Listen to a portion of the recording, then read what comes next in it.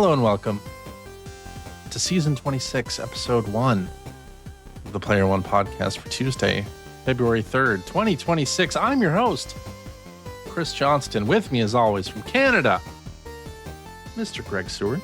How you doing, Hello. I am exhausted. Exhausted. My youngest had a volleyball tournament in Prince Edward Island this weekend. And we just drove back today. Oh. And I didn't realize how tired I was till I got in the door. It's only about a 3-hour drive. Uh-huh. But we, got up early and checked out of the hotel, and she had one more game to play. They came second in the round robin, which was great. Oh, nice. And okay. So they played in the semifinal game today, and unfortunately they didn't make it through. And we had a snowstorm coming through, which is happening right now. So it's like, all right, jump in the car and let's go. And 3.5-hour drive, and I was good. And then I got in the door and I was like, oh my God, I'm so tired.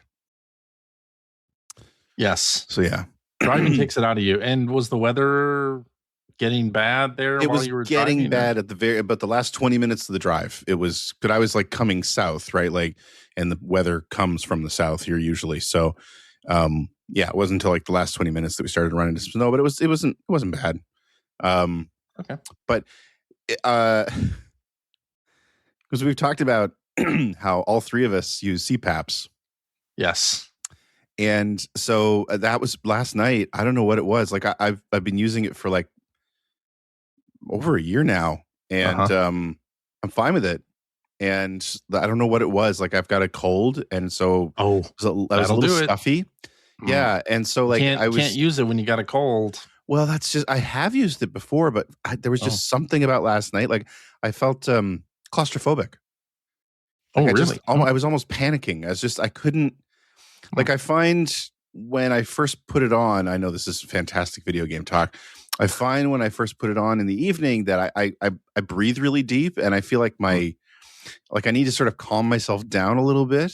And normally I can, but I just couldn't like regulate last night at all. So I didn't wear it, and ever since I've got that thing, I sleep.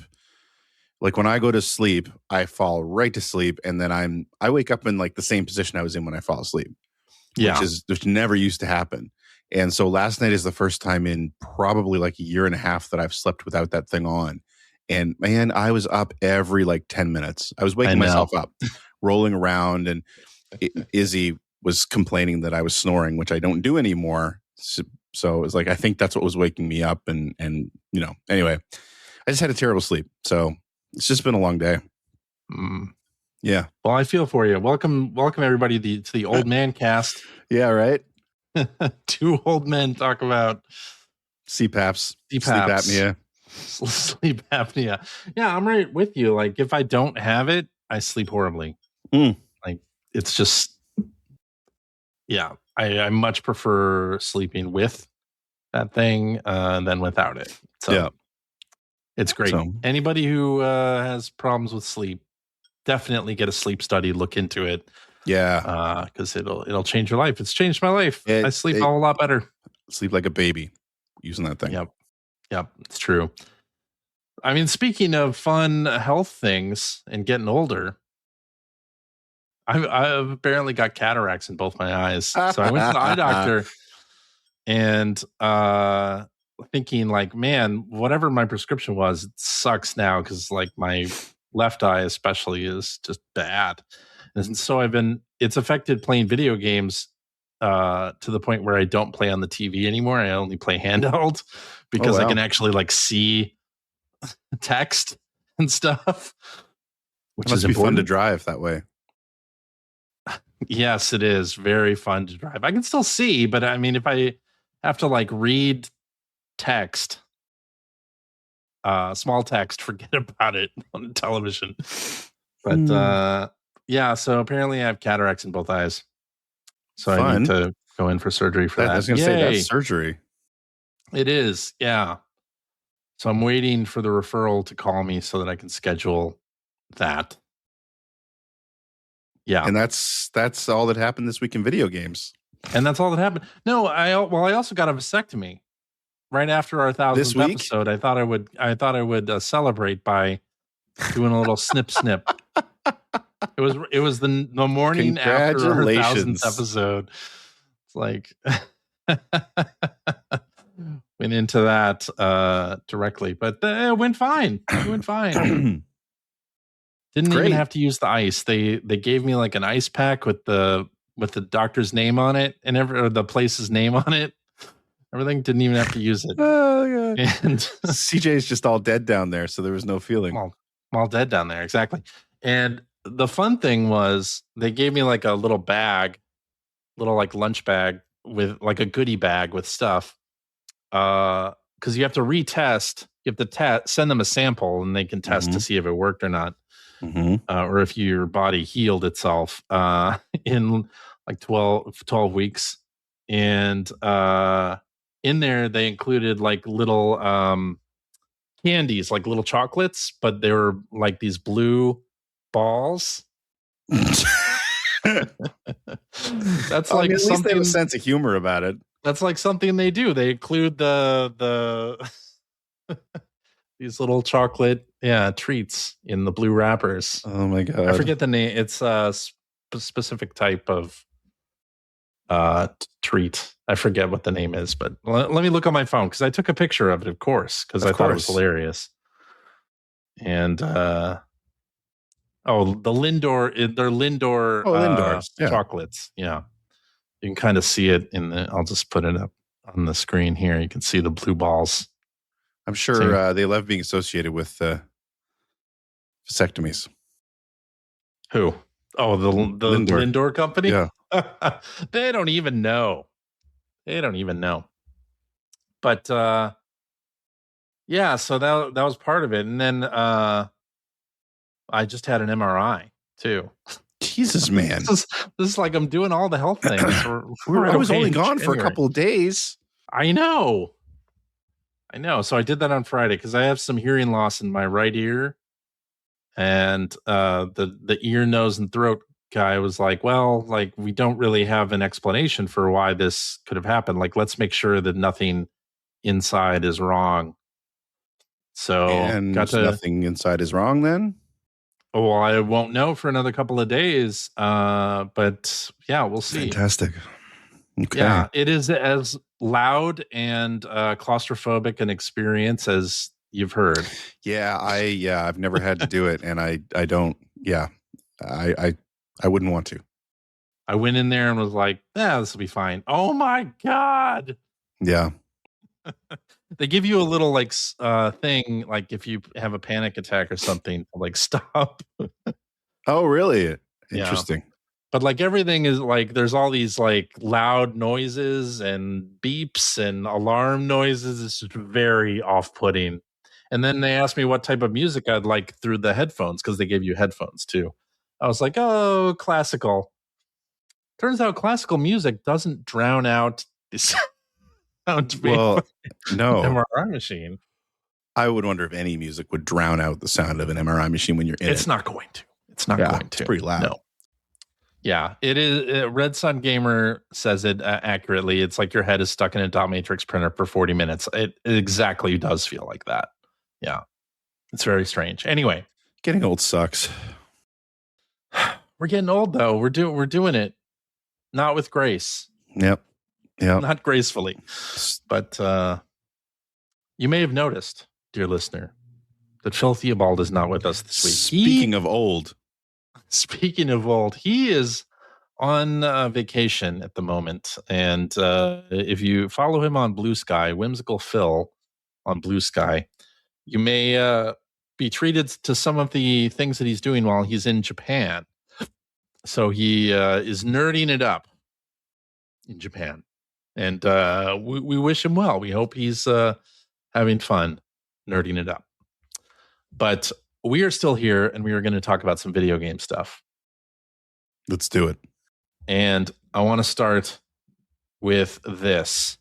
It is some Virtual Boy news that we got this week from Nintendo, because that was so close. The availability is February 17th. So all of us have ordered our big plastic doohickeys for the Virtual Boy. But they announced the initial games that are going to be available for it. And one of the cool things I think is cool anyway. We're getting 2 games that were completed back in the 90s but not released. I still am like flabbergasted that Nintendo is suddenly just admitting the Virtual Boy existed. Because Yes. it just seemed like they, it never got mentioned. It never ever appeared in any sort of historical things for Nintendo. Because it was a massive failure. But it's just they're just going in all in on it here for the going NSO, all in which is on great. It. Yeah. I'm curious though, have they shown, because yes, we all ordered our Virtual Boy shells. Yes. Have they shown how that's actually going to work? Like, is it going to be the same thing with like the Labo thing where you just hold the Switch 2 up here did you get the plastic one or the cardboard one? I got the plastic one. Okay. Well, yeah. I mean, it sits on those legs and sits on a table, right? I didn't realize it came with the legs. It comes with the legs. Yeah. Okay. So you put take off. Well, I don't know if you take off or you fold back the eyepiece and then put the Switch 2 screen inside and then close it back up for this. And I believe you can't play these games outside of the accessory. Well, I said that a couple weeks ago, but I am curious to see how it works, because I mean, it would be easy to make them 2D. They would just have to only show one of the 2 images, right? But in a game like Red Alarm, which was on the video here a second ago, like imagine playing that in 2D, like where the lines are the graphics. Like it'd be very hard to judge distance. Well, that's what I'm getting at is because, and the only reason I ever even was thinking about this back when they announced it is because, of course, Jeremy Parish went through every Virtual Boy game in his series years ago. And the way he did it was that he had a Virtual Boy that he had modded with a capture device, but it only captured, because it's in 2D. So when it presented it, he was only showing one of the screens. So everything was skewed for whatever side, whatever eye that was meant to be showing, right? So actually, like the video you're showing here is the pinball table. You can kind of see is skewed on that video that you were just showing. So I mean, they could do that, but I mean, it's not going to be the best. I don't know. We're probably overthinking it. I mean, even in 3D, Virtual Boy, a lot of the Virtual Boy games were not very good, but I don't know. It's not going to look right. So I am curious to see what they're going to do with that. Yeah, me too.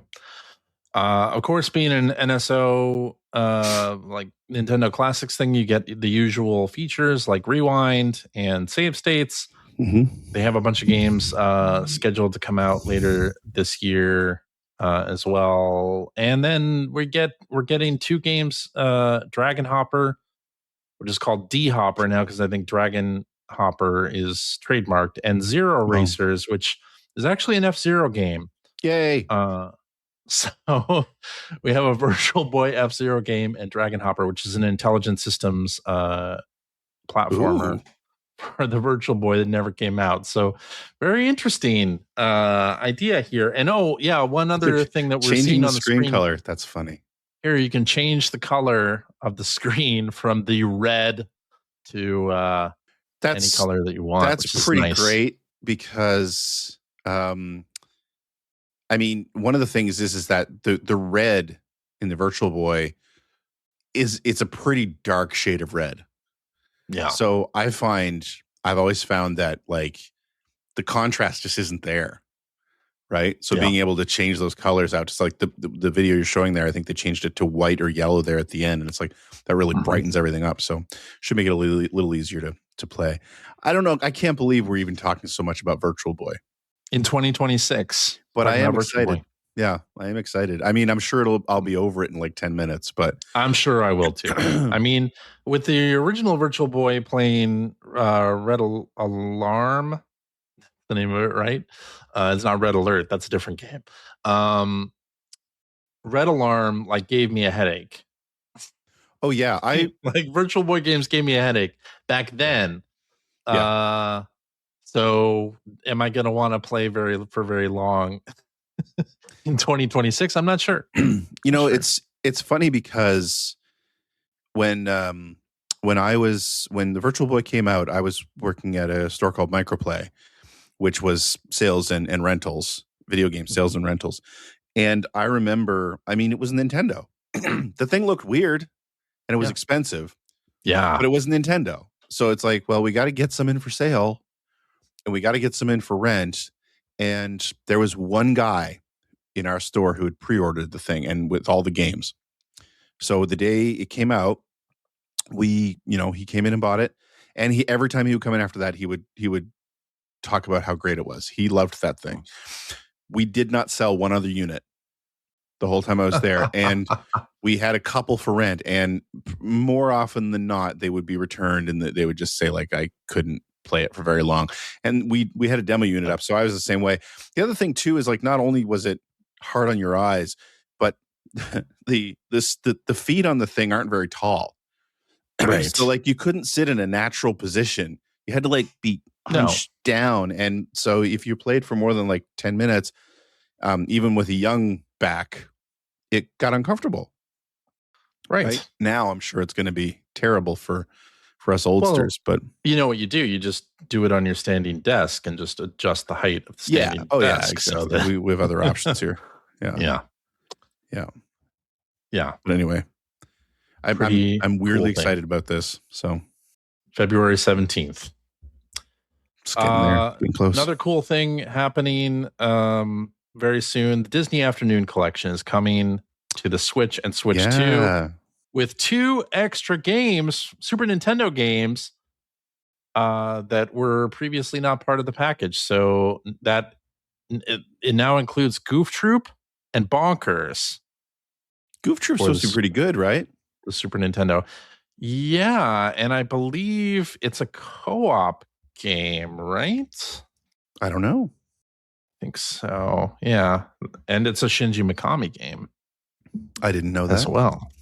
So if you want to see the influence of the Resident Evil director, then just check out Goof Troop. Resident Evil 0-1.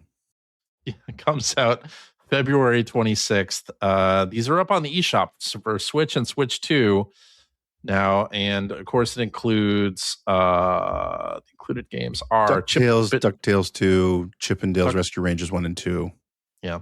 Tailspin, and Darkwing Duck. And Darkwing Duck. Yeah. Did that from memory.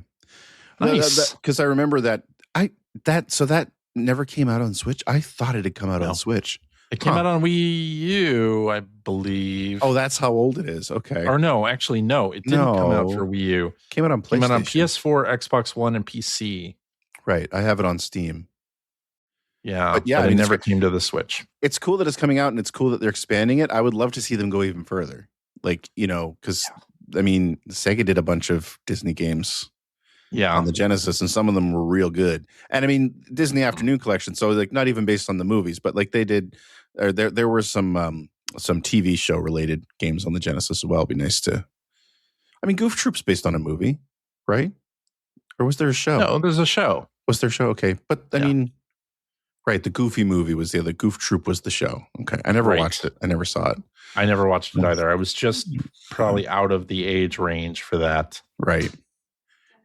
But yeah, even though I watched Batman the Animated Series but that was just cool time. But yeah, exactly. So there you go on that. Walmart has leaked an image, or an image has appeared on Walmart's website with NSO expansion pack games for GameCube, and the image includes 2 games that aren't actually on NSO yet. Metroid Prime 2 and Pikmin 2. Didn't Nintendo already come out and say this wasn't real? They did come out and say that it's not real. But does that mean that it's not happening? Does it mean it's not real? Yeah. I mean, they're not available now on the service, but does this mean that this image that appeared on Walmart's website isn't somehow real? And also, I can't imagine that Walmart would have gotten this image from anybody but Nintendo directly because it has all of the Yeah, it's legal not like they lines. would randomly find these 2 box images and put them on there. No. Yeah. So maybe those things are coming soon. Who knows? Cool. Yeah.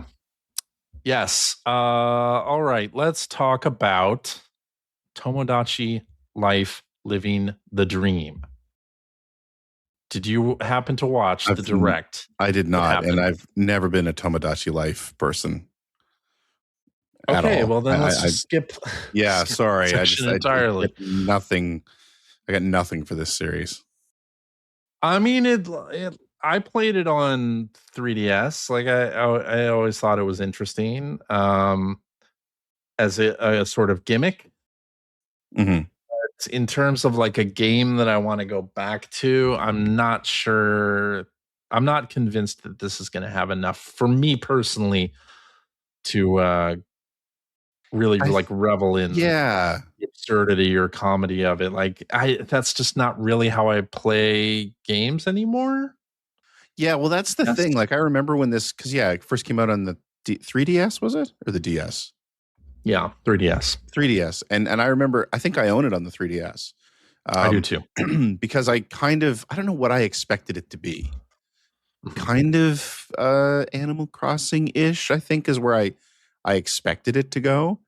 Yeah, but ultimately, yeah, like the Nintendo videos of the game were way more entertaining than the game itself. Yeah. And yeah, so I kind of played it for not very long, and then it's like, this is not for me. I put it down, and I can't believe it's still going, to be honest. But here we are, Tomodachi Life. Well, it's been 10 plus years since we had Tomodachi Life come out, but yeah, I mean, it looks more advanced than the previous games. I just don't know. I already have a backlog of things to play. Like, I just don't know how this fits into that. Mm-hmm. But it looks fine for people who are going to enjoy it. It's going to be good. It's going to be a good time.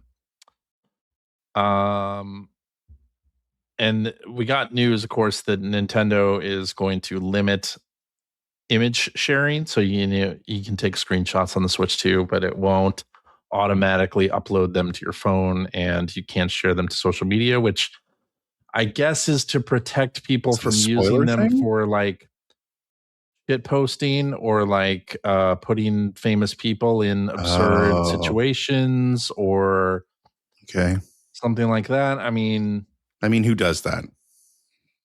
Well, the internet does that. It's the thing.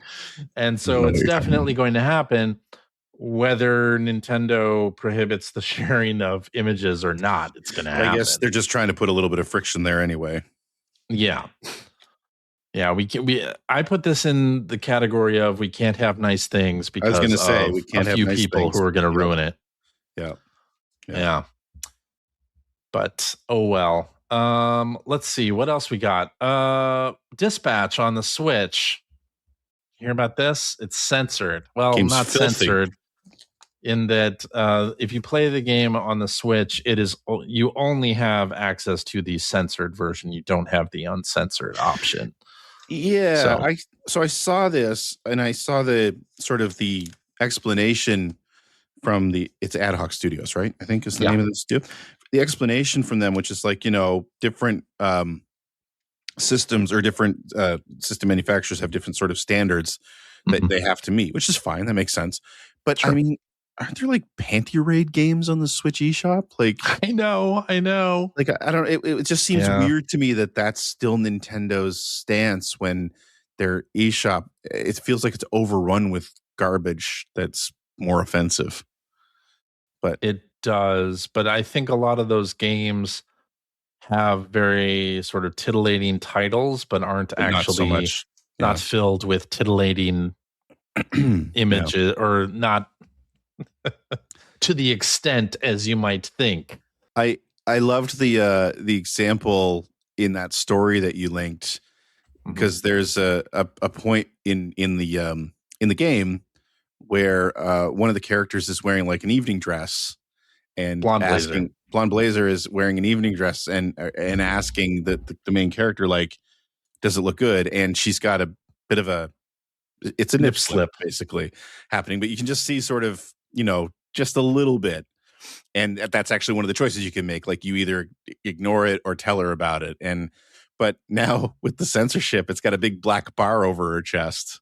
So it actually could make it seem like way more, I don't know, like she's way more exposed than she actually is in the game. So, right. Anyway. Right.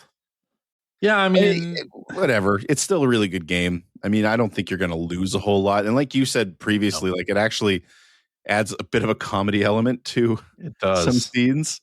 Yeah. And a lot of the nudity in that game, except for like, I can only think of one scene where it's not played for comedy anyway, where the nudity is not. No, it's entirely played for comedy. Yeah. So, I mean, the only scene I can think of where it isn't is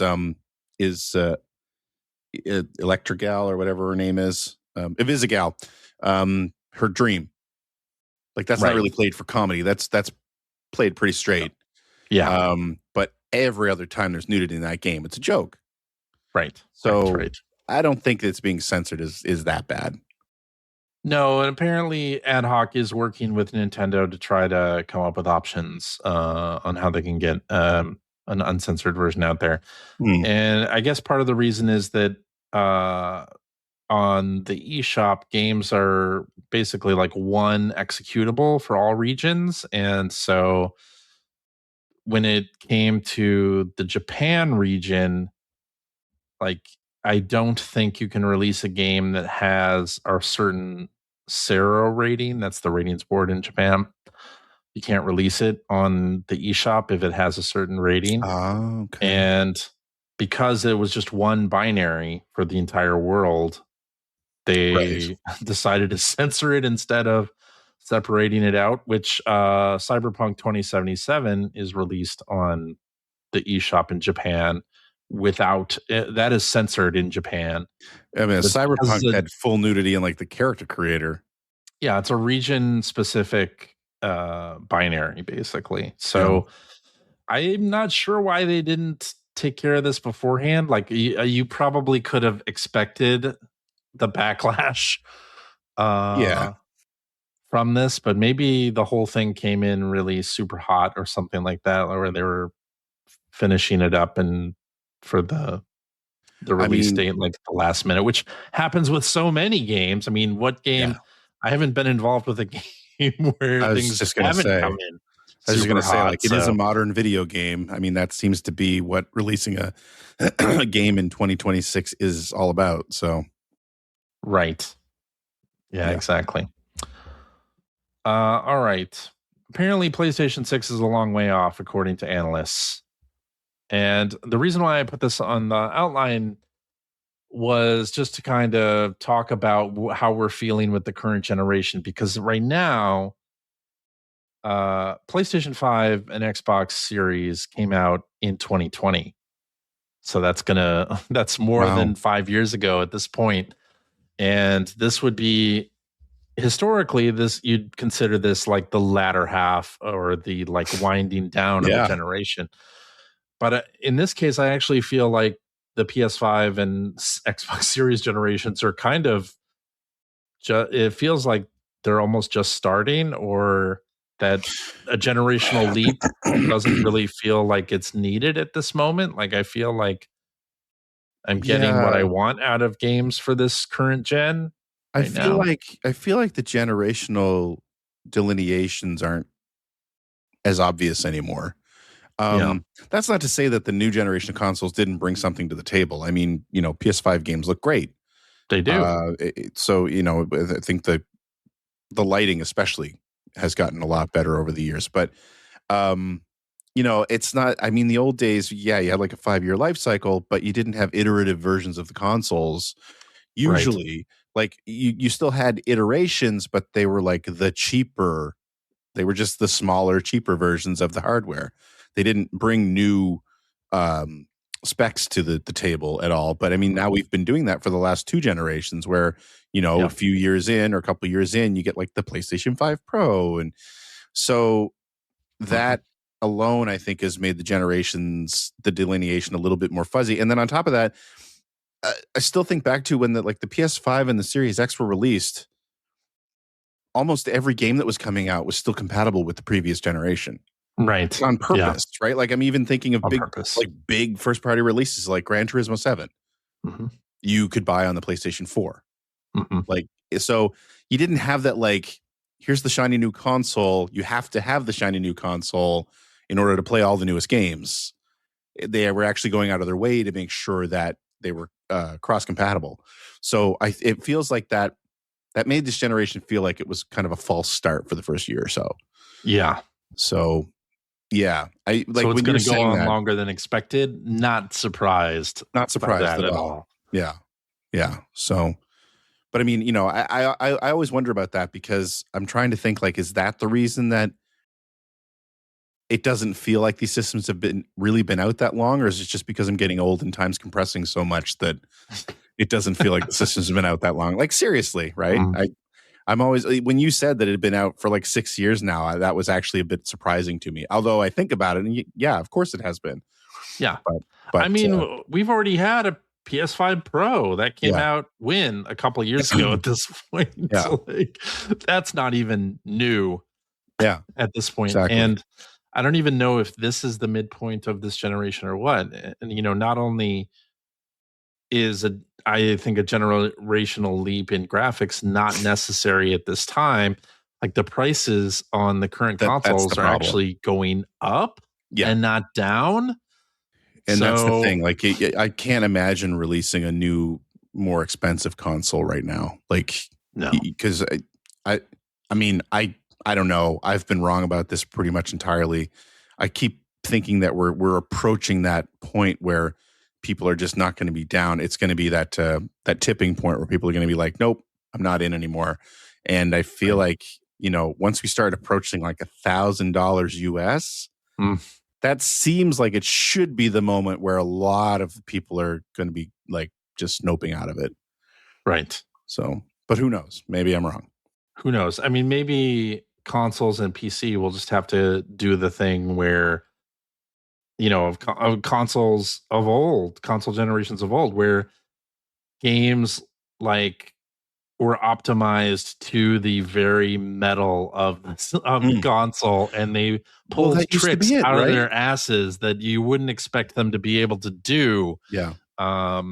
Because they had to run on old hardware, right? They found ways to do new and unique and interesting things visually with the processing power that they had, just because that's what everyone has. Yeah. And if it has to last for a couple more years, I'm certainly okay with that. There's a rumor that we're getting a new PlayStation Portal that's OLED compatible, with an OLED screen. I find that super interesting. Like, yes, give me a new model of PlayStation Portal that has an OLED screen that's even larger than the screen the current one has, and I'm right there. I'm with it. I'm down. You'd be all over that. I would be all over it because I'm playing a lot on the PS Portal. Especially with your old man eyes. Yeah, well, especially with my old man eyes, yes. Increase the text size in all of those games as far as it'll go. What I'm saying. Mm-hmm. All right, so there was an Xbox Developer Direct. Yes. Did you watch it? I did not, although I've looked at some of the trailers. You did not? Okay, well, some interesting things here. They highlighted 4 games, 3 of which they had announced before. So Fable, Beast of Reincarnation, and Forza Horizon 6. So I mean, I've seen the Fable and the Forza trailers. Yeah. What's the Beast of Reincarnation all about? Beast of Reincarnation. So this is a game from game developer Game Freak. You may know them from the Pokemon series. Mm-hmm. They are doing a game. It kind of looks like it could be a Souls-like / Monster Hunter type of game where you are a sort of female. I don't want to say ninja, but that's maybe the closest thing to it. Okay. Yeah, with with a dog companion, and you go and fight. So it's Shinobi. Yeah. You go and fight huge monsters. So yeah, Okay. it looks really interesting. Yeah. Okay. This comes out in the summer, and I'm pretty excited about it. I do have this in my fantasy critic draft, so I'm hoping it does well. I think it'll do well. But yeah, this is I think it's a Kepler interactive game, if I'm thinking right. Maybe not Kepler, maybe it's somebody else. But or no, it's I'm sorry. I think it's Fictions. This was previously Private Division was publishing this. Okay. Yeah. But now that transferred over. Yes, it's Fictions. Sorry. Because they took over a lot of Private Division's stuff. So this has been in development for a couple of years, and Game Freak is doing it, and it looks awesome. And I'm very excited. The other game that was like a surprise was from Double Fine. They're doing a multiplayer game called Kiln, where you make pottery and then you fight other players to kind of put out a flame by carrying water in your particular ceramic vehicle and dousing it. So looks really interesting. This is a game that came out of their Amnesia Fortnite game jam that they do. This actually, I think, was a 2017 Amnesia Fortnite game. Oh, wow. That is being resurrected. So, and this is coming to all platforms, not just Xbox. Actually, everything that was in the developer direct is coming to all platforms, not just. Yeah, I think Xbox as a hardware is pretty much dead now. I mean, what was their as a hardware brand, I should say, yearly report or their yearly earnings? They said hardware was down like 35%. Yeah, I mean, it's effectively dead. I think that's done in terms of hardware, but. Yeah, bringing everything out on multiple platforms at once sounds great. And I'm very interested in Kiln. I think it'll be a lot of fun. And it comes out on all platforms. So might be down with that. And then they showed off a whole bunch of Fable as well. Yeah, I'm interested in Fable. This is Fable 4? I think so, yes. Yeah. Fable 4. I didn't really play. I enjoyed the first game. I really liked Fable 2 a lot. Yeah. Never really played 3.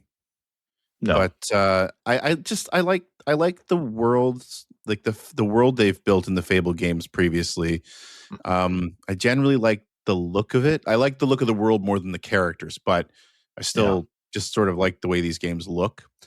So I'm interested in this. And I mean, it's going to be on Game Pass, so I'll definitely give it a shot. Is Playground doing this? Playground is doing this as well, yeah. I'm really curious about that because, I mean, Playground started as a racing studio. They did, yes. Right? So with the Horizon games, which are very, very well made.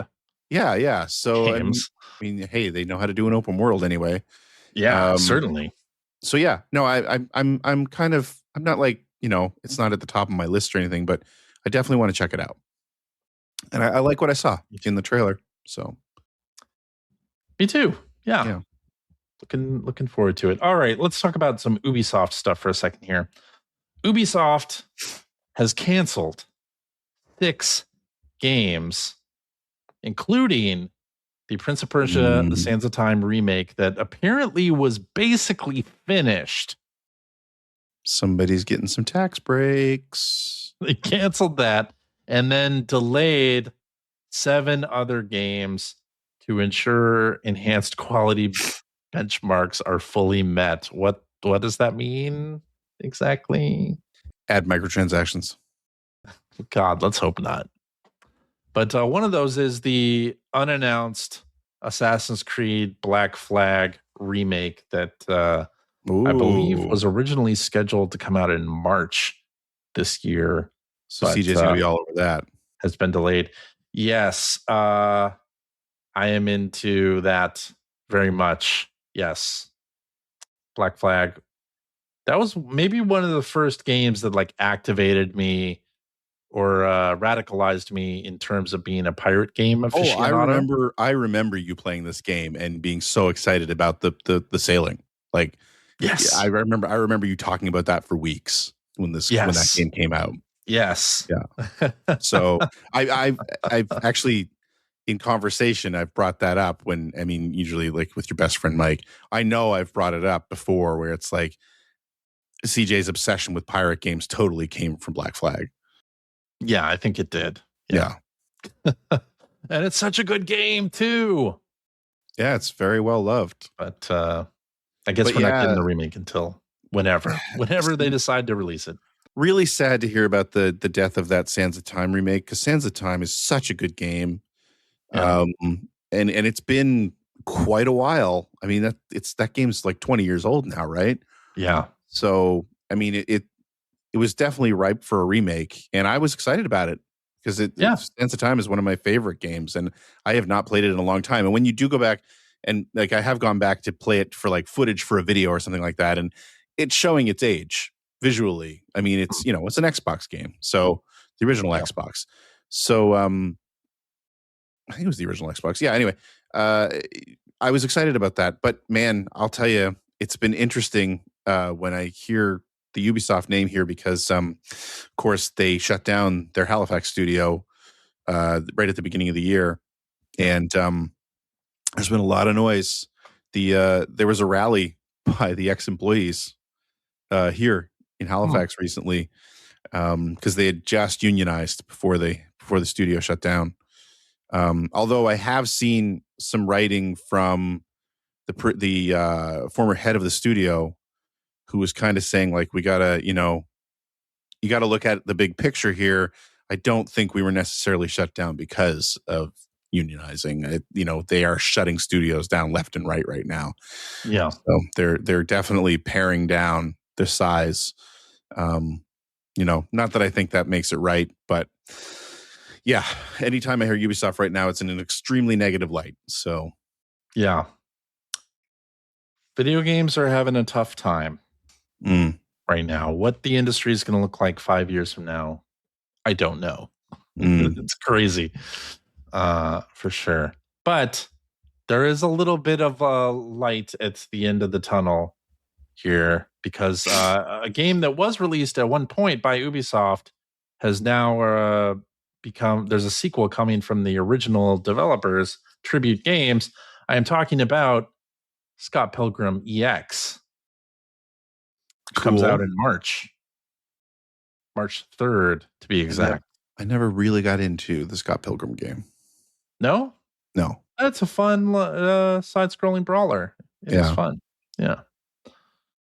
So this looks like more of the same. Looks cute. Yeah. It looks great. Yeah. I can't wait to hear what Phil thinks. Will be very excited about this. Exactly. So look forward to it. I think that is it for the news. All the news that fit to print.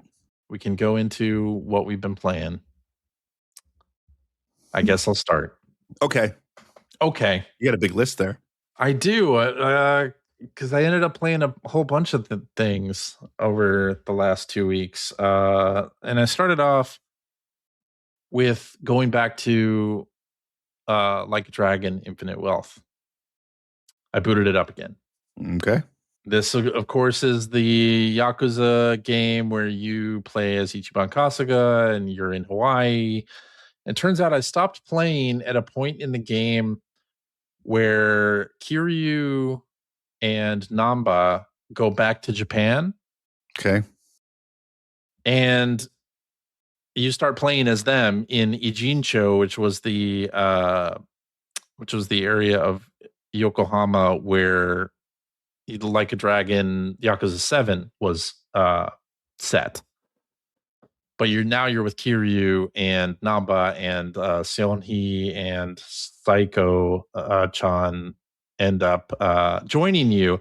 And for like a couple of hours, I was like, I'm not playing Infinite Wealth anymore. I feel like I'm not in Hawaii anymore. Like I'm back playing Yakuza 7 now. Which was fine, except the difficulty spiked right then. So you're playing with two characters that you hadn't really been using in Hawaii. And then like as soon as I got out on the streets, the enemies were like 2 or 3 levels higher than me. And I was getting my ass totally beat by those mobs. And so I had to spend some time like grinding levels at first. And now I'm to the point where, hey, that's no problem. But I spent like 3 to 5 hours in Ijincho, not in Hawaii. Oh, no, not just grinding, but doing story bits, because it's chapter 8 in this game takes place in Yokohama. And so I'm doing all of these things in Yokohama, these story beats. Like you revisit a lot of places. You reminisce with Kiryu, because Kiryu, I don't know if you know this, Greg, has cancer. I did not know that. That's pretty sad. Yeah. And so you are like going around different spots in Yokohama that remind him of other games in the Yakuza franchise. And they bring up like a little thing like, oh, this is like that bridge that I was on in that scene from Yakuza 2. With the sailors, the day it snowed? The day it snowed. Pretty much exactly kind of like that. And they do a lot of like recalling to other titles. Not only with the reminiscing, but some characters from like previous Yakuza games show up. And so all that's super cool, but it was like 5 hours of that. And I was like, when am I going to go back to playing with Ichiban Kasuga in Hawaii? I want to get back to that. But this game is super fun anyway. Like I just enjoy the combat. I enjoy, I ended up, I was with these other characters for so long that I ended up changing their jobs. So right now, Kiryu, who is the Dragon of Dojima, is a chef that has 2 ladles as weapons now and has like a whole chef outfit. Okay. So that's the job that he has. And then Seonhee has her dominatrix outfit. Like on. You do. Changed her into that role. So yeah. And then Sachan is an idol singer. So she's got like a magical girl like wand that she does her stuff with. It's great. It's so good. But yeah, I had no idea. Mudron in the chat saying, oh yeah, it's weird how the back half of an Ichiban games becomes all about Kiryu. It's like, yeah, I was not expecting that. Honestly, I had not heard that happened. But it does. And it's still fun though. So I'm still having a ton of fun with it. On the Yakuza tip, I also played the Yakuza Kiwami 3 plus Dark Ties demo, which is out now. Okay. And this is a demo that it does not save your progress over to the full version of the game. They kind of set you free in either Okinawa for the Yakuza 3 part, and then Dark Ties is in Kamurocho. So you get to like pick which one you want to play, and it's maybe about like a 20-minute thing in each of these demos. But I mean, I think it looks great. I never played Yakuza 3 back in the day. I don't necessarily feel like I need to play Yakuza Kiwami 1 and 2 before playing this, although that probably would I think they are more directly related to each other though, aren't they? Like they are directly related to each other. Yeah. There is a continuity, but you don't care. I'm wondering if I should just go to Kiwami 3. Plus, they have a pre-order bonus where you can get Ichiban Kasuga as a motorcycle gang member for the motorcycle gang mini game in this game, and I want that. So there it is. Yeah. So I may end up playing Dark Ties. Yeah, Yakuza is great. I love it. No real surprise there. No shocker. I also played a whole bunch of Power Wash Simulator on my Steam Deck. I was going to say, so what led to this? I saw that on your list, and I was like, that's a random thing to appear on CJ's list. Very random. I was just in the mood for like, I just need a game to just like zone out to and relax with, and something that's not difficult that I can just like focus on and maybe listen to an audiobook or a podcast while playing, something like that. And Power Wash Simulator fit that bill. That's Picross for me. I've been thinking about buying another Picross game. Which one? Which one? Well, I mean, the SNK and Capcom are both just sitting there, so that's true. Probably Capcom. Will be the next one I get. Good. It's pretty good. Was checking to see if there was a sale or anything, but I mean, those games aren't that expensive to begin with. So that's true. I just feel like I'm in the mood for one. $15 to $20. Yeah, I'm in the mood for one right now, and but that's how I absolutely those are the games that I relax to. Yeah, and there's so many of them. So many Picross games. Mm-hmm.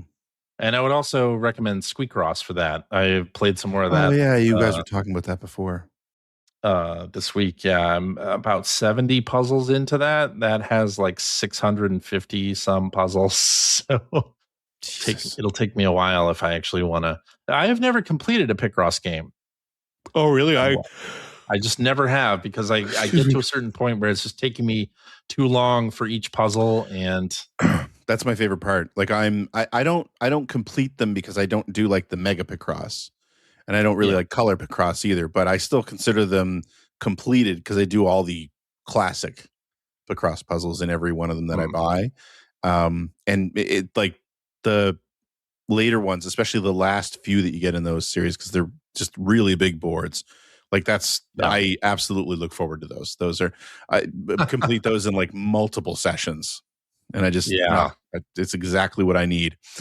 So, and if I got that itch. Take over an hour to do. I'm just kind of like, no, I'm all for it. I don't know. In fact, I find the beginnings of those games way too, like, I don't think you can just skip ahead. Maybe you can. You can't.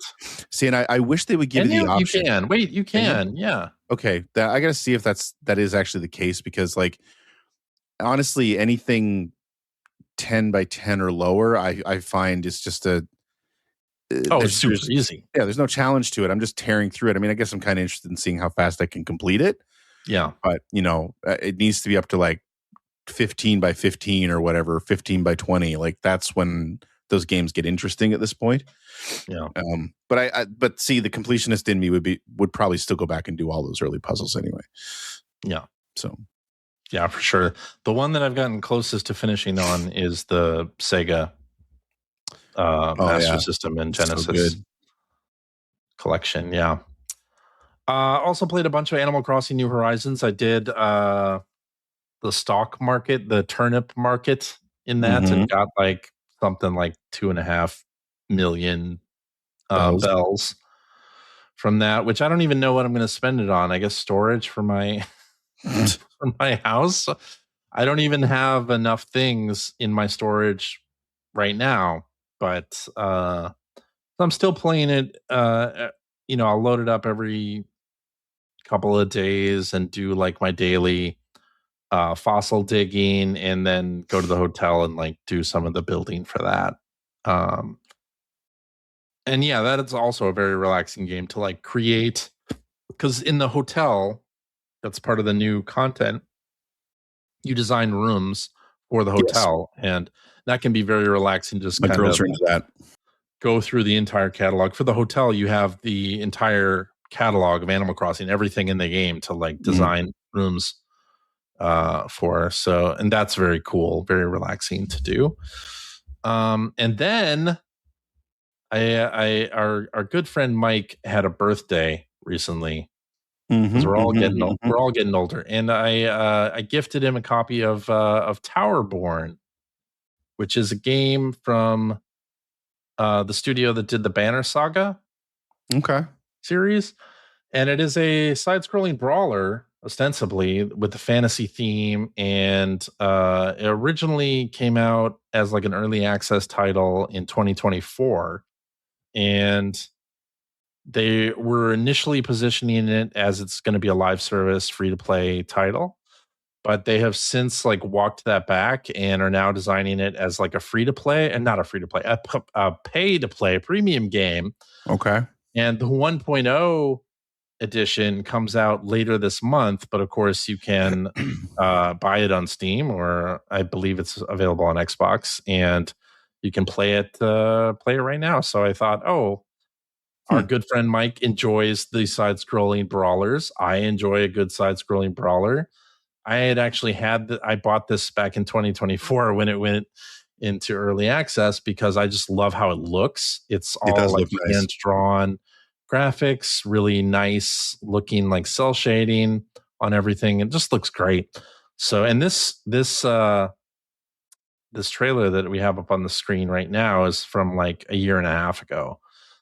It still looks great. It's coming out, I think, on other platforms as well at the end of February. So I thought, hey, I'll gift Mike a copy of Towerborne and we'll play it. So we've been doing that for the past 2 days. We like played some Towerborne together, and it's really a ton of fun. Yeah, has like some repeatable things that you can do and missions. You can go out and do these side-scrolling levels and like pick your class of character, and it's really, really a lot of fun. And it has great music, and the sound effects are awesome, and character design I think is great. As long as you don't like zoom in too closely, because as with cell shaded games, they can kind of look a little janky if you're too close. Right. But otherwise, I think this game is just great, and I'm hoping at the end of February that Xbox, because this is an Xbox Game Studios game or an Xbox Game Studios release, I hope they actually promote it, because I think it deserves some promotion, because it is a beautiful game, and I think like side-scrolling brawlers are kind of having a bit of a renaissance at the moment. Absolutely they are. And it's a bit of a disservice that they're not really saying anything about it. But yes, and Mike in the chat says, I love getting gifts from CJ. It's always games he wants to play multiplayer with someone. True. It's true. I thought this would be fun. I thought our good friend Mike would appreciate this one, and it appears that he does. So there's some beat 'em up that I keep getting told I really should be playing. Is it Absalom? Absalom, that's it. Yes. I need to go to yeah.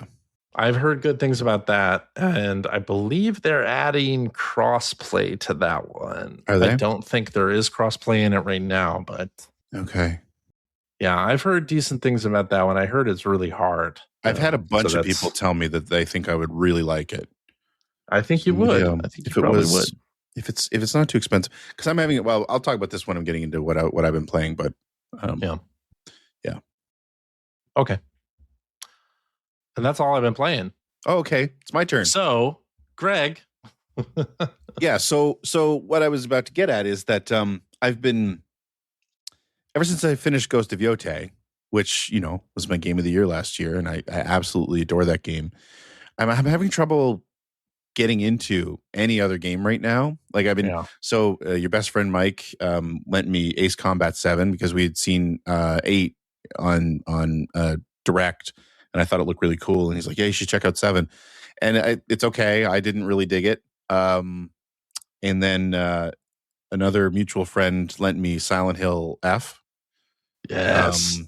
I don't like it at all. You don't like it? What? No, not at all. What don't you like about it? The puzzles. I'm early into it. I love the atmosphere. I love the setting. Not crazy about the fact that the weapons are breakable. But whatever. But I got into the other world. It's early on in the game, and there's a puzzle where you have to flip over those little wooden. Yes. And I can't figure out what it wants me to do. It's actually much easier than you're probably thinking. Well, I wouldn't know what I'm thinking because I don't know what it wants me to do. Like, right. There are 3 symbols on a dial. Yes. Well, no, there are 2 symbols on a dial. Sorry, because there's a dial missing on a lock. Mm-hmm. And then when you go back to where there's got to be over 100 of those things hanging there. Yes. You go back to this little shrine, and there's a doll there with a note, which is a hint of the symbols you're looking for. Yes. So I realized that what I need to do is find the right. I don't know what these things are actually called. I'm just calling them planks, but that's not what they're really called. Right. I know that the dial has to be attached to the back of one of them. Yes, it is. But the thing is that there are a ton of the proper symbols, and nothing happens when you flip them. Right. So I feel like I'm just searching for a needle, and I feel like the puzzle is you're searching for a needle in a haystack. You're not, though. See, and that's the problem. It's a very deceptive puzzle. I would look at a walkthrough or like look at a video, but it's not a walkthrough, and I still couldn't figure it out. It's not as difficult as because originally I was like, shit, am I going to have to sit here and flip through all of these? And honestly, it's turned me completely off of the game. That's too bad. I spent so much time wandering around that little network of these hanging things. And this is really early in the game too. I'm very sad that this is where you're dropping off. I haven't picked it up since. Like I spent 2 nights fiddling around in there, and of course there's an enemy that's wandering around in there the whole time too. Although he's not hard to avoid. No, not hard to avoid. And I just like, you know what? I just do not give a shit at this point. Like I'm so cranky about this puzzle. And then like, so of course I did the thing where I went online and started reading reviews, and in a bunch of reviews I was saying like the weakest part of the game is not the puzzles themselves, but the fact that the game is not necessarily very clear on what it wants you to do with these puzzles. I would say that is true. And so it's like, well, I'm irritated enough at this is literally one of the first puzzles in the game. Yes, it is. And I'm irritated enough at this, and now knowing that it's probably going to be sort of the modus operandi for the game, I'm not interested in that. Okay. I don't want to have to go to a walkthrough every time I have a new puzzle I have to deal with. No. And some of the puzzles it's not randomized, but it's like conditional, where it won't be it's not the same solution for everybody. Right. See, and again, I just So anyway, all that to say is I've put it down. Okay. And by the way, I don't see myself picking it back up. Our friend Mike in the chat says, "Be aware, Absalom is a roguelike." And Mike knows me well enough to know that would probably turn me off. But so you'll die and lose all your progress. Yeah. So, So then, so it kind of bounced off that. And then I turned on, so I was kind of just searching for stuff to play, and I was going through my my PlayStation game library, and the Oddworld Abe's Odyssey remake. Oh, I had kind of sitting there. And it's like, I've never really played this. And I loved Abe's Odyssey. I really liked all the Oddworld games. It always bothered me that they never really got around to finishing their quintology, and that they've gone to the point now where they're just remaking the original games as opposed to. Didn't they actually do the quintology? No, they didn't, because they did Abe's Odyssey, which was the first game. Yeah. A little bit of background here. So when Oddworld Inhabitants was formed by two sort of ex-Hollywood folks, Sherry McKenna and Lorne Lanning. Mm-hmm. Yeah, and their whole plan was they were going to create this universe, Oddworld, and they had 5 stories they wanted to tell that were linked, kind of wanted to tell, and the plan was that they were going to release 5 games. So they released Abe's Odyssey, which is basically Flashback or Prince of Persia, whatever you want to call it. Then they released Abe's Exodus, which we were told very clearly is not part of the quintology. It was a direct sequel to Odyssey, but it wasn't part of the quintology. And then they did Munch's Odyssey on the Xbox. It was a launch game for the Xbox, which was really good. That was the second game in the quintology. And then they did Stranger's Wrath, which was also really good. And that was the third game. And that's it. They did Soulstorm. Soulstorm. Wasn't Soulstorm a remake of Abe's Exodus? Was it? I think it was. I don't know. I think it was. Because New and Tasty is a remake of Abe's Odyssey. I'm pretty sure Soulstorm is a remake of Abe's Exodus. That could be. So they've remade the first 2 games. Is what they've done. Okay. So anyway, all that to say is I was playing it, and I'm enjoying it. It's really well done. Like they've modernized it pretty nicely. They've streamlined it a little bit. And they had to. They've recorded all of the voices, which is, I think, 99% of it is Lorne Lanning. He did all the voices in the game anyway.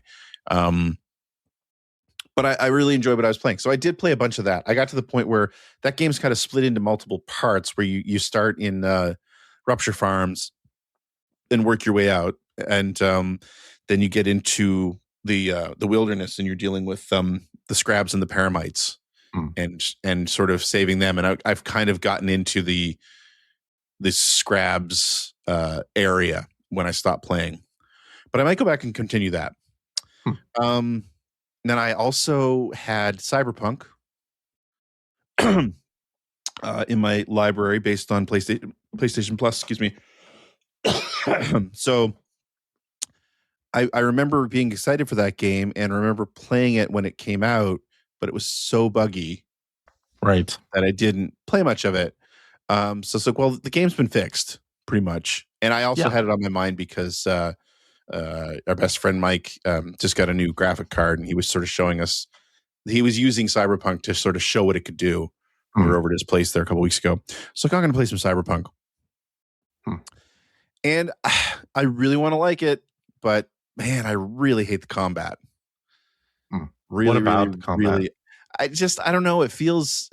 I mean, it just feels like something I'm not going to be good at. Right. This is first person. But I just, I couldn't. I got to the point where I was actually doing a fair amount of combat, and it's like, boy, I just am really not liking this. So now I have read that if you want to stick with it, you can sort of create loadouts where you don't really have to do a lot of sort of first person shootery combat in the game. So I might go back to it, but that's normally code for me saying I'm not going to go back to it. So I was messing around with that. And then I also had Control in my library, which I'd never played. Which, I mean, I'm a big Alan Wake fan, big Remedy fan. I've played Alan Wake and the Alan Wake 2, and what was the other game that they did in the last little while? And by little while, I mean the last 20 years. Control, and there was another game that they did that I enjoyed. So anyway, I turned on Control, and I've been playing it for a few hours, and my God, I am so confused. That game, you played Control, right? I played a little bit of it. I want to go back to it. Doesn't give you any context. I mean, I kind of dig it. It gives you zero context.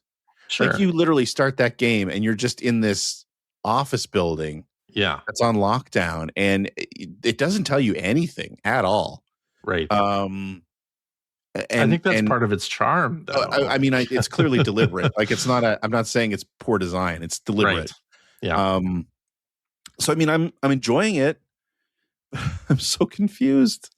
I don't know what's happening. And talk about I think about you when I play it, because I know how much you hate like lore. Not hate it, but you don't ever read it. Correct. And dude, every 30 seconds there's a new thing to read in this game to go into more than one screen, or is it one screen? Because it's I'll one read screen, but if it takes you two screens to get there. It's one screen, but it takes you two screens to get there. Oh, okay. You know what I mean? Like, you have to go into your options screen and then sift over to the area where the materials that you have to read or watch are kept, and then those are kept in like 5 different categories.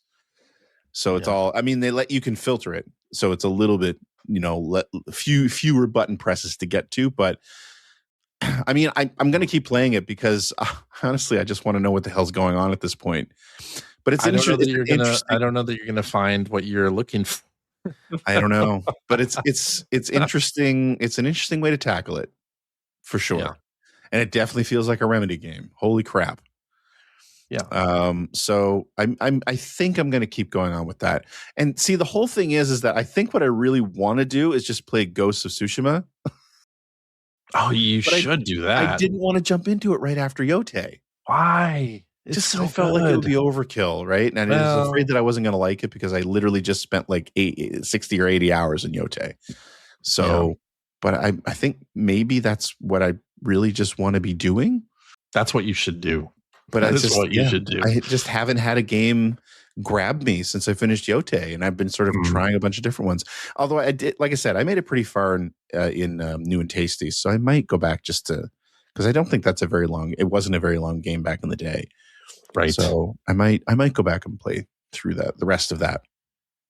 I do remember trying Soulstorm and not liking it, but New and Tasty I'm enjoying. I don't know what I didn't like about Soulstorm. I think I was probably just more irritated that it was just another remake as opposed to something new. I think that's what it was. I don't think when I first played it that I actually knew it was a remake of Exodus. So yeah. Anyway, that's what I've been playing. I just kind of been jumping all over the place. I see. Trying to find something I want. When I really just need to open my copy of Tsushima and install it and play it. Is probably what I want to do. Although at this point, you could probably from PS Plus, you could probably get Director's Cut and PS5 upgrades and play that instead. I should look that up. I think that is on PS Plus game catalog.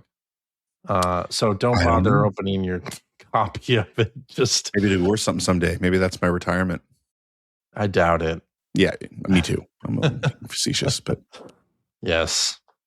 Are you interested at all in Dragon Quest VII remake or Dragon Quest VII? No, you know what? Actually, Dragon Quest 3 was another thing that I went back and it's like maybe now's the time to play this. And I'm almost to the same place I was when I originally put it down, and I haven't touched it. Well, that was your mistake. You restarted instead of playing. I haven't touched it in weeks. I did play the demo of Dragon Quest 7. I think I'm just not a Dragon Quest guy. I want to like it. Yeah. I mean, I loved the NES games. I played 1, 2, and 3, and on Game Boy I played the 1, 2, and 3 remakes. And I love them. I played a lot of 8 on the PS2. I didn't touch any of the DS games, the remakes or the new games. And I've not really played 11 is the latest one, I think. 11, yeah, 11S. Which I know people love. And I did play a little bit of it, but I didn't go very far with it. And then again, this 3 HD 2D remake, I guess I'm just not. I think I'm not a Dragon Quest guy. They look like games I would like, that I should like, and they don't grab me. So I really like 11. I in fact booted up 11 on the Switch because that was the version that I played the furthest into. But I was at a point where I don't remember what I have to do. And while normally like it will tell you like, you know, it'll give you a quest marker. You need to talk to this person or whatever. I would talk to that character and it wouldn't advance anything. It wasn't giving me any information. And then I would do the whole party chat thing where you can talk to your party. And like, oh, go talk to the queen. She'll tell us what we need to do. And I'd do that and be like, I don't know from between these two things, the quest marker and the party, they're telling me nothing about what I need to be doing now. So I would probably need to look it up or do some searching or something. And I could get past it, but I think I need to go somewhere next, but I wasn't clear on it. So I just like quit the game. It was like, I don't have time for this. Yeah. I mean, that's the reason why when I went back to Dragon Quest 3 remake, that's the reason I restarted, because it had been so long. I really couldn't remember, but I know I'm in the area where I stopped playing previously now. And but I couldn't remember anything. So I was like, well, I'm just going to try again and start from more. And I was enjoying it for the first couple hours. And then it's just like, this is not doing anything for me now. So, okay. Yeah. Yeah. I'm sorry to be such a disappointment. No, it's fine. Like, I've never completed a Dragon Quest game. Yeah, see, and I don't want to play them if I'm not going to complete them. Like, that's the thing. Oh, even 9. So 9 was the one I loved the most. That was on the DS. And I don't know if you remember, it had the thing where it was Street Pass before Street Pass was a thing. Yes, I remember you talking about it. You were like the Dragon. You played those Dragon Quest games in general, but I remember you talking about 9. I played 9. I thought you played the other ones as well. I played 8. I played 8 and 9, and then played like some other ones, but never finished any of them. And then 9 was the one that I really got into. Okay. And yeah, I would like to go back to that one. I don't know how I'll do it though, because I don't have the game anymore. But that will make it more difficult. That would make it more difficult. But that was the one that really like got me into everything Dragon Quest. Right. Even though I enjoyed 8, it didn't really get like that far into it. 9 I got hugely into, and then 10, of course, is the MMO that we never got in the West. Right. So I didn't play any of that. And then 11 I played on Switch, and I really enjoyed it a whole lot. But again, never finished it. And I don't even know how actually far into it I got, because those games are so long. Yeah, it's hard to tell. That's the other thing too, is they're just, I think they're just a little too daunting. But here's the thing: you played like Tears of the Kingdom for 200 hours or something. I know. And you're like, oh, this game's too daunting. I enjoyed the moment to moment in that. Like I enjoyed. It's the same thing that I really enjoyed about Yote, which was that I liked the world enough. Like I never fast traveled in Yote, ever. Right. If I had to go somewhere, I shouldn't say that. I did fast travel at the very end when I was doing a little bit of cleanup. But like, I wanted to search every part of that world because I enjoyed it so much. And they put enough interesting stuff out there. Yes, they did. That you could discover something cool that you might not be expecting. Like there was one I remember one of the latest things I discovered. I somehow missed a little corner of the map. And I happened to go there, and there's like this whole camp there of the I forget what the native population's name was, but like there's this whole camp there that I just completely missed. And there's nothing hinting that it's there. It's just if you happen to look, that's where it is.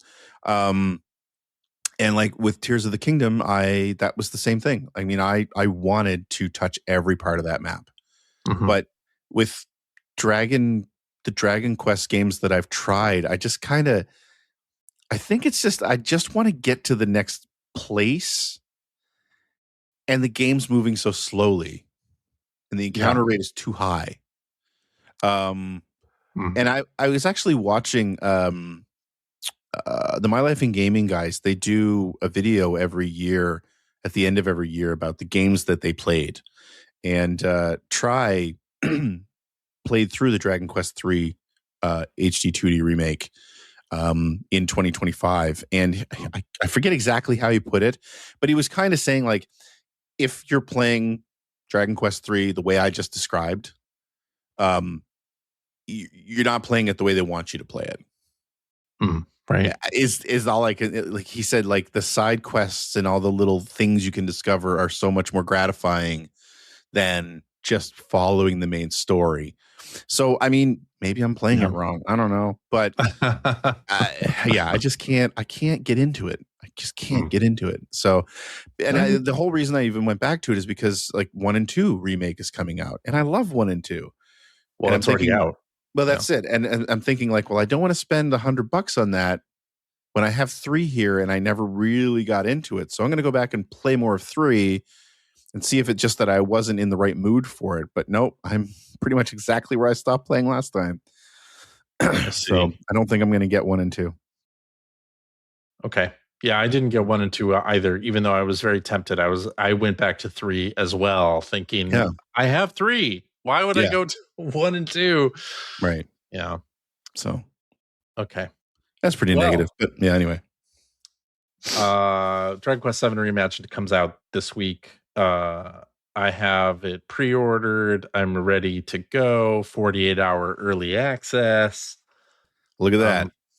I'm doing it. Yeah. I really enjoyed the demo, and the progress does carry over. So looking forward to it. Yeah.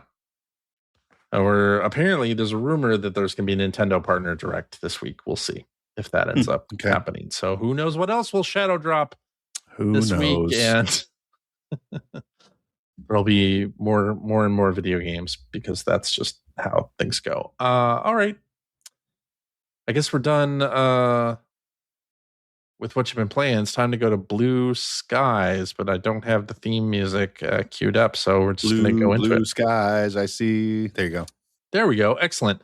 All right, let's do this one from Simon Greedwell, who asks, when it first came out, Greg said he would probably play Heavy Rain on a yearly basis. Did I really? Has he? Did you actually say this? Why would I say that? Well, here's another question. Is there any game that you play on a yearly basis? There are a few, like Mega Man 2 and 3. Yeah. I could pick up. I used to play Snatcher pretty much every year, although I did not play it in 2025. Like, I don't know, Shadow Dancer, Streets of Rage 2. There's a bunch of the older games, but those games are easy to play on a yearly basis because they're like 20 minutes long. That's true.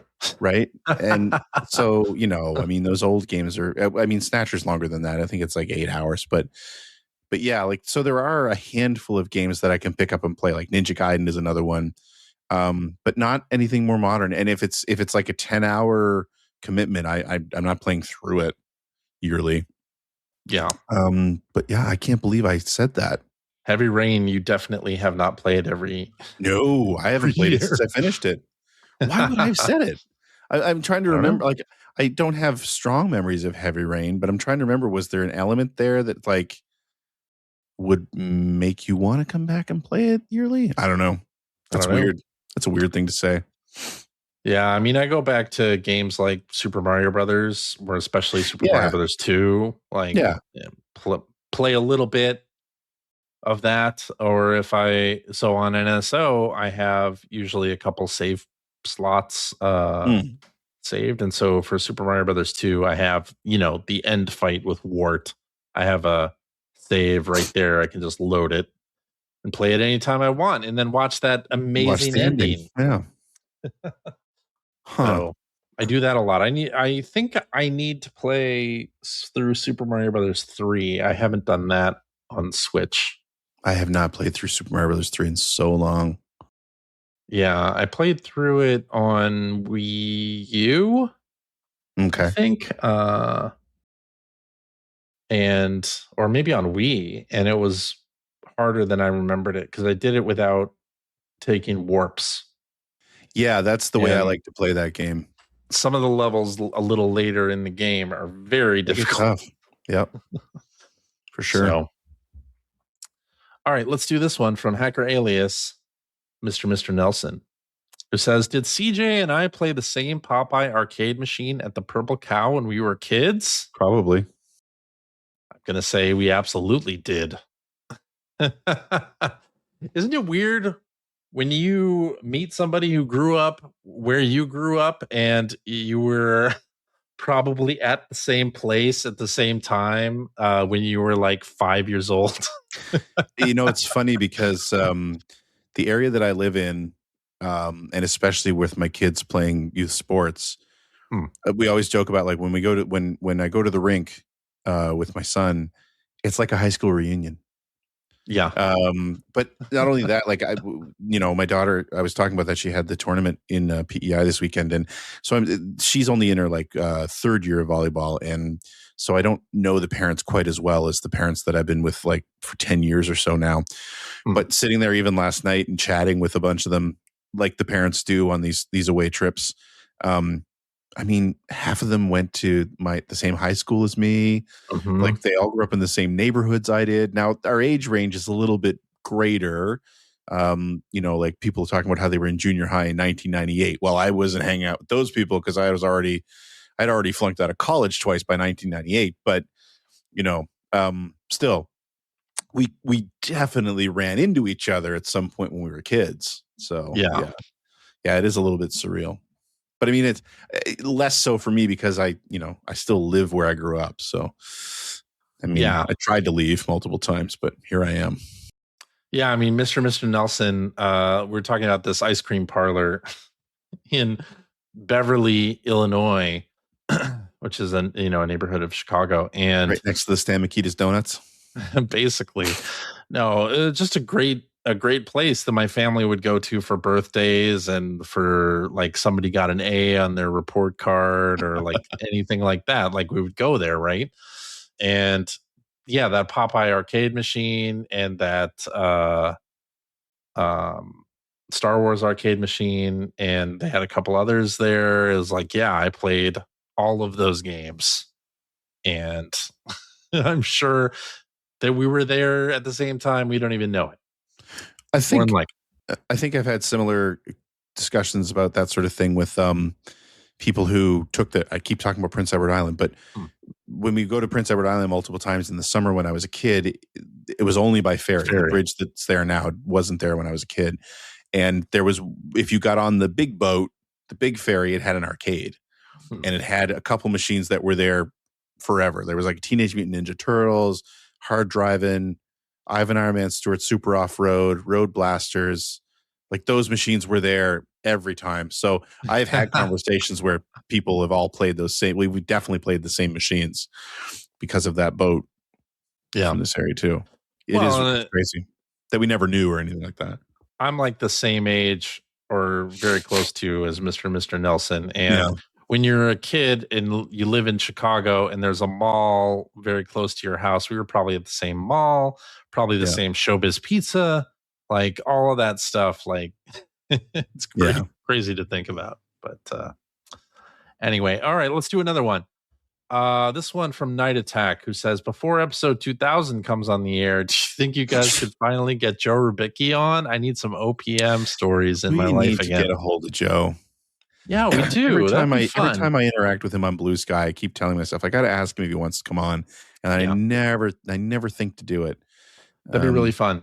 Yes, I mean, I'd love to get Joe on. A lot of the history of this podcast, it was difficult to get people on, or not difficult, but they need to record their own audio and have a pretty good microphone. And now it's such that, with StreamYard that we have, you can just give them a link. Yeah. And they don't have to do anything else, which is fantastic. So we should get more guests on. Sounds I say like now before we do 100 more episodes with 0 guests. All right, let's do this one. We would like to get Joe on, and I will try to remember to ask him because I don't think I've even had a conversation with Joe, at least not in person.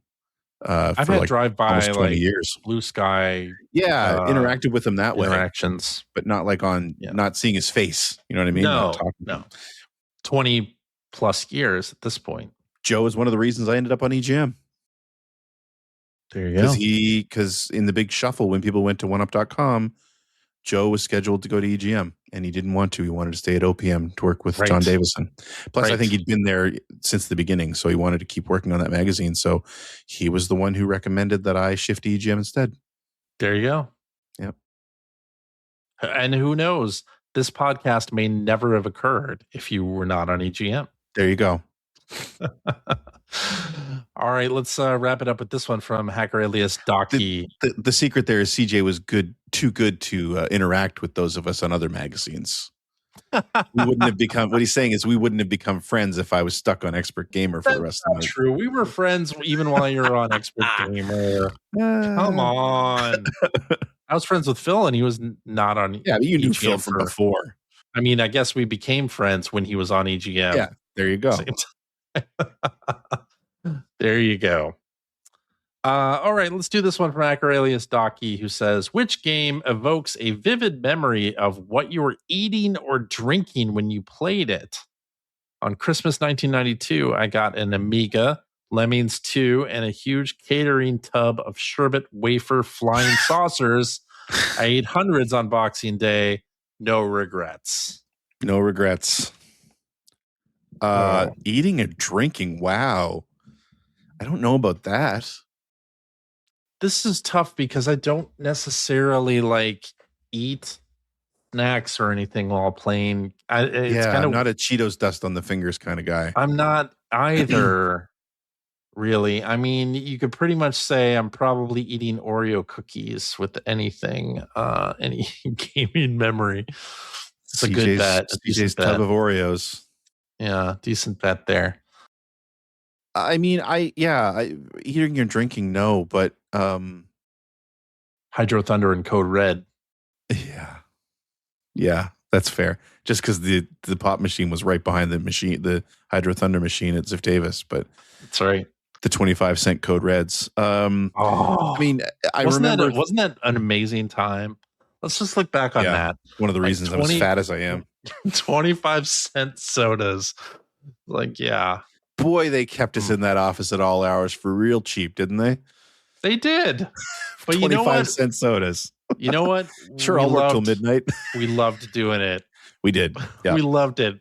Yeah. It's funny. Like, I see a lot of people like decrying crunch, which I totally agree with. I don't think I had a great work-life balance during those days, but damn it, I loved what we were doing. I volunteered. I mean, even when there wasn't work to do, I stayed late at that place and sort of found projects that I wanted to work on. I loved those years were great. I loved that place. No, but I was going to say, like, I can think of things like I remember sitting and playing like Follow the Foot Clan on Christmas morning one year at my mom's place. Like, I can tell you, I was sitting in her living room on her couch playing Follow the Foot Clan, whatever year that game came out, because she gave it to me for Christmas, and I brought my Game Boy with me. And like, I remember again, Double Dragon on the Game Boy, the year that I got that for Christmas, because I snuck into my aunt's closet and opened the game and played it before Christmas, and then put it back and received it on Christmas morning. So I have memories like that, but like eating and drinking, no, I have no strong memories of like connecting a food or a drink with a particular game. Yeah, same here. I remember the situation where I was playing a game. Christmas morning, Punch Out on the TV in the family room with my brother, for instance. Like, I remember playing Tengen Tetris on my birthday, like some of those things. Yes. I vividly remember playing a very intense match of NHL 94 CD with my buddy Colin in my room one day. I don't know why I remember that particular game, because we played a ton of games together, but that particular game was a 1-0 game, and we were sitting in my room playing it, and we were really super into it. Like, weird memories like that, but yeah. Not place eating and time than eating and drinking. Yes. Sorry, our sensory memories are not not quite as good. All right, I think that's it. Okay. I think that's a show. We did a full 90 minutes without we're Phil. Good. Yeah, but we had a lot to talk about because we went basically like 2 weeks without talking about the news. True. And everybody needs us to talk about. Everybody wants to know our opinions on the news. Yeah. Well, there were a lot of things that came up that I thought we'd want to talk. I'm right there with you, bro. Yeah.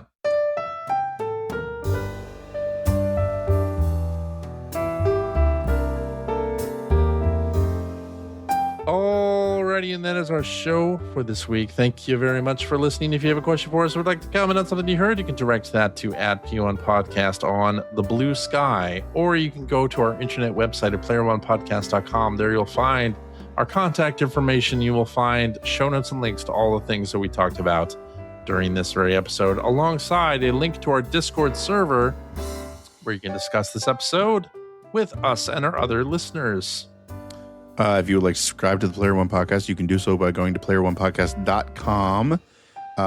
If you want to listen to, I'm not going to get all this spiel right. If you want to listen to us live, you can do so normally every week at 6:30, right?